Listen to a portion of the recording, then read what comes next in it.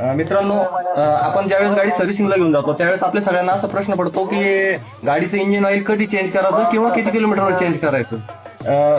आपण ज्यावेळेस गाडी इंजिन ऑइल चेंज करतो त्यावेळेस होतं काय, काही गाड्यांचे ऑइल एकदम क्लीन दिसतं आणि त्याचं काय असतं मित्रांनो, तिचं गाडीचं इंटरनल मध्ये आतमधलं जे इंजिन असतं ते एकदम फ्रेश असतं. त्याच्यामुळे काय होतं, ते ऑइल आपल्याला नव्यासारखं दिसतं. आणि काही गाड्याचं इंजिन मध्ये एकदम आजही ऑइल टाकलं ते उद्या काळा निघतं, कारण त्याच्या आतमधली इंजिनची कंडिशन खराब असते. आपण त्या गोष्टीकडे लक्ष न करता आपल्या गाडीचं इंजिन ऑइल आपण 2500 किलोमीटरला बदललं पाहिजे. कारण त्याने काय होतं, आपल्या गाडीचे आतमधले इंजिनचे स्पेअर वगैरे सगळे व्यवस्थित असतात, आपल्याला पिकअप मायलेज सगळ्या गोष्टी व्यवस्थित भेटत्या गाडीच्या, आणि गाडी आपली कामावर येणार नाही. म्हणून आपण गाडीच्या इंजिन ऑइलच्या कलरवर न जाता गाडीचं किलोमीटर आपण बघितलं पाहिजे. साधारण 2500 किलोमीटरला आपण इंजिन ऑइल चेंज करायचं.